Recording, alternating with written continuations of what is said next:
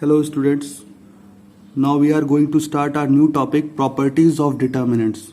Now first point is the value of determinant remains unchanged if its rows and columns are interchanged. Suppose we have a matrix 1, 2, 3, 4. Now we have taken transpose. Now row is changing to column. Now we have 1, 2, 3, 4 in column wise. Now but the determinant of both A and A transpose will be same. So if we have determinant 1, 2, 3 in first row, 4, 5, 6 in second row and 7, 8, 9 in third row, and now we changed row to column. Now we are writing row in column wise. So we have 1, 2, 3 column 1, 4, 5, 6 column 2, 7, 8, 9 column third. But the value of determinant will be same. Means there will be no change in determinant. Now second point is, if any two rows or columns of determinants are interchanged, then sign of determinant changes. It means if we are changing any row, interchanging any rows or columns, we have to multiply determinant by minus sign. Now let's see, for example, delta equals to 1, 2, 3, 2, 1, 2, 2, 2, 1, and if we want to change R1 with R3. Now we want to interchange R1 with R3, means we want to make 2, 2, 1 in our first row. Then we have to write R1 interchanges with R3. Then we have to multiply determinant by minus sign. Okay. Now in this question we have 2, 2, 1 in our first row and 1, 2, 3 in our second row. Now again, if we want to interchange first column to second column, then we have to multiply determinant by minus sign. Now if we change C1 to C2, then 2, 1, 2, 2, 2, 1, 1, 2, 3, then we have to multiply it by minus sign. So we have minus square, that is positive. So number of times if we are applying this operation, row is interchanging with another row or column interchanging with another column, then we have to multiply determinant by minus sign only. Now third property says, if any two rows or columns of determinant are identical, then determinant is 0. Now for example, we have 1, 2, 3, 4, 5, 6, 1, 2, 3. Now we can see that first row and third row are same, so determinant is 0. Similarly, suppose we have next determinant delta 1, triple 1, 1, 1, 1, 2, 1, 2, 1, 1, 1. So C1 and C3 are same, so this determinant is also 0. Now we have fourth property.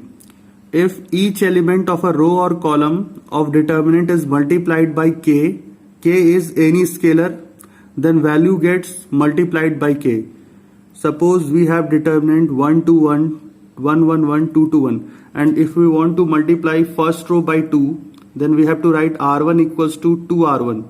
So value of R1, each element of R1 got multiplied by 2, so we have 2, 4, 2. Now if we are multiplying each element of first row by 2, then we have to divide the determinant by 2. And suppose if we are dividing the each element by any number, then we have to multiply it outside. So that's why it is written multiplied by k. So if k is in fraction, then we have to multiply it outside. Okay. Now fifth property is, if some or all elements of a row or columns of a determinant are expressed as sum of two or more terms, means if in any row we have sum of two or more terms, then determinants can be expressed as sum of two or more determinants. Means we can break the determinant into two different determinants or three different determinants if any row or column has sum of two terms or sum of three terms. Suppose we have determinant a1 plus lambda 1 in first row, a2 plus lambda 2 and a3 plus lambda 3. Second row is b1 plus b2 plus b1 b2 b3 c1 c2 c3. Now what we have to do is, we have to form first determinant taking a1 b1 c1, a2 b2 c2, a3 b3 c3. Now we have to put, since the terms are adding, so plus sign here in between two determinants. Now we have lambda 1 b1 c1, lambda 2 b2 c2, lambda 3 b3 c3. So we have two determinants. First determinant is a1 b1 c1, a2 b2 c2, a3 b3 c3, plus second determinant is lambda 1 b1 c1, lambda 2 b2 c2, lambda 3 b3 c3.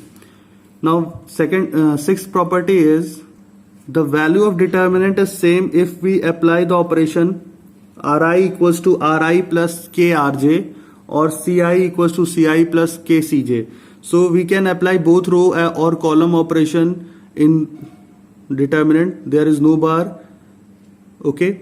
So if we are applying column operation or row operation, then the value of determinant remains constant. So for example, we have determinant 1, 2, 3, 2, 1, 2, 2, 2, 1. Now if we want to add second row to first row and we want to multiply second row by 2 and then add it to first row, then we have R1 equals to R1 plus 2 R2. Now 1 plus 2 into 2 is 5, 2 plus 2 into 1 is 4, means 2 plus 2 is 4, 3 plus 2 into 2 is 3 plus 4 is 7.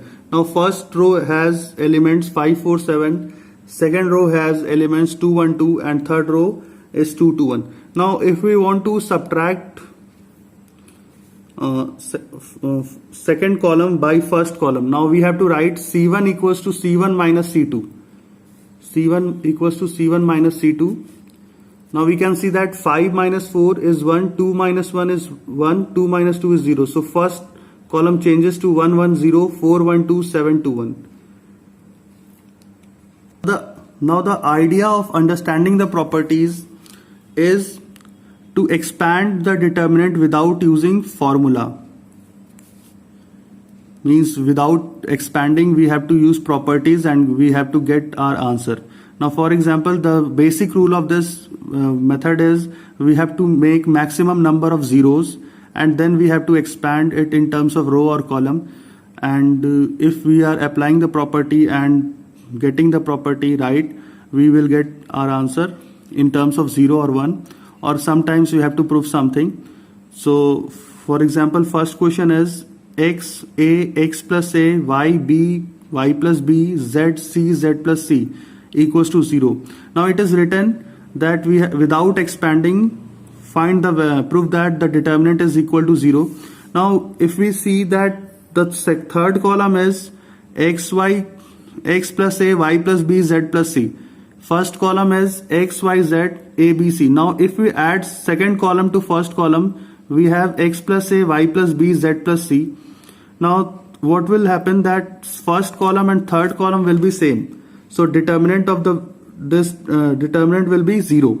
Now so we have to apply property C1 equals to C1 plus C2. Now what happens, x plus a y plus b z plus c a b c, x plus a y plus b z plus c. Now we can see that first column and third column are same, so determinant of this is 0. Okay. Now similarly, suppose we have to prove or we have to find the value of this determinant 2, 3, 5, 7, 8, 9, 65, 75, 86. We have to prove without expanding it is equal to 0. Now what we can use what we can do is here 7, 8, 9, 2, 3, 4. Now if we multiply column second by 9 and add this column to first column, we will get same identical terms with third column. Now if we are multiplying, we have to use the formula C1 equals to C1 plus 9C2. So in first column, every value will change in first column. So we have 2 plus 63, 3 plus 72 and 5 plus 81. So 65, 75, 86, 7, 8, 9, 65, 75, 86. So we can see that C1 and C3 are same. So determinant is equal to 0. Okay.